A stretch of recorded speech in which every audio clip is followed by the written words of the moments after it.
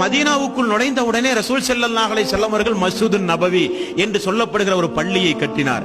அதுதான் இஸ்லாமிய சாம்ராஜ்யம் உருவாகின்ற ஒரு மிகப்பெரிய ஒரு பாராளுமன்றம். அந்த மன்றத்திற்குள் எல்லோரையும் ரசூல் ஸல்லல்லாஹு அலைஹி வஸல்லம் அவர்கள் அழைத்தார். அன்சாரி தோழர்கள் எல்லாம் வந்து அமர்ந்தார்கள், முஹாஜிர்கள் எல்லாம் வந்து அமர்ந்தார்கள். அப்துர் ரஹ்மான் இப்னு அவுஃப், சஅத் இப்னு அபி வக்காஸ், அப்துர் ரஹ்மான் இப்னு அவுஃப், சஅத் இப்னு அபி வக்காஸ், நீங்கள் இனி நாளிலிருந்து நீங்கள் இவர் உங்களுக்கு சகோதரர். யா ரசூலல்லாஹ், நான் என்ன செய்ய வேண்டும்? சொத்திலே பாதி, வீட்டில் பாதி, குடும்பங்கள் எல்லாம் பாதி பாதி. கற்பனை செய்ய முடியுமா சோர்களே? கற்பனை செய்ய முடியுமா? இப்படி ரசூல் ஸல்லல்லாஹு அலைஹி வஸல்லம் அவர்கள் ஒவ்வொரு நபர்களையும் இணைத்து இணைத்து இணைத்து இணைத்து இணைத்து பார்த்து கடைசியில் ஒரு 70 நபர்கள் இருந்தார்கள். அன்பார்ந்த சோர்களே, அந்த 70 நபர்கள் தன்னுடைய வாழ்வை முழுக்க முழுக்க கழித்தார்களே. ரசூல் ஸல்லல்லாஹு அலைஹி வஸல்லம் அவர்கள் மரணிக்கின்ற வரை எங்கு கழித்தார்கள்? இந்த 70 நபர்களுக்கும் வீடு இல்லை, இந்த 70 நபர்களுக்கும் உணவு இல்லை, இந்த 70 நபர்களுக்கும் உடை இல்லை.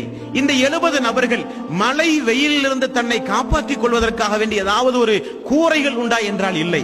குளிரடிக்கும் போது போர்த்தி கொள்வதற்கு ஒரு போர்வை உண்டா? இல்லை. நினைத்த நேரத்திலே உணவு உண்பதற்கு உணவு உண்டா? இல்லை. எங்கே வசிக்கிறார்கள்? மஸ்ஜிது நபவி, ரசூல் ஸல்லல்லாஹு அலைஹி வஸல்லம் வீடு, இரண்டுக்கும் இடையில் ஒரு திண்ணை. இந்த திண்ணையில் ஒரு 70 நபர்கள் 10 வருஷ காலம் வாழ்ந்திருக்கிறார்கள் அல்லாஹ்வுடைய மார்க்கத்திற்காக வேண்டி என்றால் உங்களால் நினைத்து பார்க்க முடியுமா சோர்களே? உங்களால் உங்களுடைய கற்பனைக்கு இப்படி ஒரு சமூகம் வாழ்ந்ததாக நான் சொன்னால் நான் நம்பவே மாட்டேன் என்றுதானே நாம இருந்தால் சொல்லுவோம். ஆனால் வாழ்ந்திருக்கிறது ஒரு சமூகம். ஒவ்வொரு நபித்தோழருக்கும் ரசூல் ஸல்லல்லாஹு அலைஹி வஸல்லம் அவர்கள் கொடுக்கிற ஒரு நாள் உணவு என்ன அன்பார்ந்த சோர்களே? ஒரு நாள் உணவு என்ன? சுப்ஹானல்லாஹ். புகாரி 7ஆம் பாகம் வெளிவந்திருக்கிறதை எடுத்து படித்து பாருங்களேன். திண்ணை தோழர்கள் சொல்கிறார்கள், எங்களுக்கு அல்லாஹ்வுடைய தூதர் தருகிற ஒரு நாள் உணவு 2 பேரித்தம்பழம். ஒரு நாளைக்கு 2 பேரித்தம்பழம் ஒரு நாளைக்கு. 10 மாண்பார்ந்த சோர்களே, அல்லாஹ்வுக்காக வேண்டி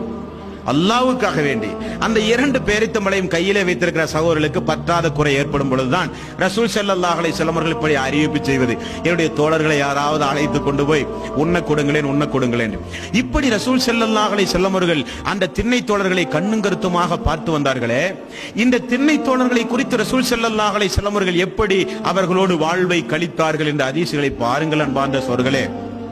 ஒரு நாள் பிலால் ரலியல்லாஹு அன்ஹு அவர்கள் ரசூல் ஸல்லல்லாஹு அலைஹி வஸல்லம் அவர்களை சந்தித்து பேசுகிறார். பிலால் அவர்கள் யாரு? அவரும் ஒரு திண்ணை தோழர். யா ரசூலல்லாஹ், நீங்கள் பேரித்தம்பழம் கனிகளையே இந்த வருஷம் பூரா ஒரு 5-6 வருஷம் தொடர்ந்து நீங்கள் இந்த பேரிச்சம்பழத்தை தந்து நாங்கள் அதையே உண்டு யா ரசூலல்லாஹ், எங்களுடைய மலமெல்லாம் இறுகி விட்டது, குடலெல்லாம் இரும்பு போல் ஆகிவிட்டது. யா ரசூலல்லாஹ், நீர் ஆகாரம் எங்களுக்கு கிடைக்காதா? நீர் உணவு எங்களுக்கு கிடைக்காதா யா ரசூலல்லாஹ்? உடனே ரசூல் ஸல்லல்லாஹு அலைஹி வஸல்லம் அவர்கள் இப்படி ஏதாவது ஒரு நபி தோழர் வந்து உணவு குறித்தோ ஆடை குறித்தோ கேட்டால் உடனே ரசூல் ஸல்லல்லாஹு அலைஹி வஸல்லம் பழக்கம் என்ன தெரியுமா? உடனே போய் அந்த எல்லோரும் இந்த 70 நபர்கள் எல்லோரும் எல்லாம் வாங்கப்பா, திண்ணை தோழர்கள் எல்லாரும் இங்க வாங்கன்னு சொல்லி இந்த 70 பேரை கூப்பிட்டு நிக்க வச்சு நடுவில் நின்று ஒரு பயான். யாராவது உணவு கேட்டு வந்தாலோ யாராவது ஆடை கேட்டு வந்தாலோ கொடுப்பதற்கு அல்லாஹ்வுடைய தூதரிடத்தில் ஒன்றுமில்லை. உடனே எல்லோரையும் கூட்டி வைத்து ரசூல் ஸல்லல்லாஹு அலைஹி வஸல்லம் அவர்கள் ஒரு பயான். என்னிடத்திலே நீர் ஆகாரம் கேட்கிறீர்கள், என்னிடத்திலே சாதாரண மனிதர்கள் உண்ணுகின்ற நீர் ஆகாரம் நீங்கள் கேட்கிறீர்கள். நான் இருந்து கொண்டு உங்களுக்கு தராதவனா நான்? ஆனால் ஒரு காலம் வரும் கௌபாவில் அணிவிக்கிறார்களே திரைச்சீலை, கௌபாவுக்கு விலை உயர்ந்த திரைச்சீலையை தான் கௌபாவுக்கு அணிவார்கள்.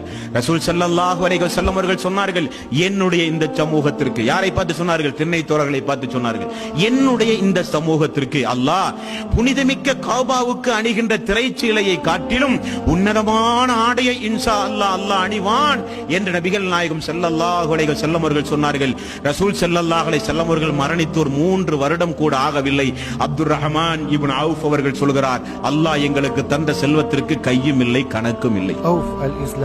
அல்லாஹ் எங்களுக்கு தந்த அந்த செல்வத்திற்கு கையும் இல்லை கணக்கும் இல்லை. அந்த அளவுக்கு அல்லாஹ் ரப்பல் ஆலமீன் என்ற செல்வத்தை எங்களுக்கு தந்தான் என்று அப்துர் ரஹ்மான் இப்னு அவுஃப் அவர்கள் சொல்கிறார்கள்.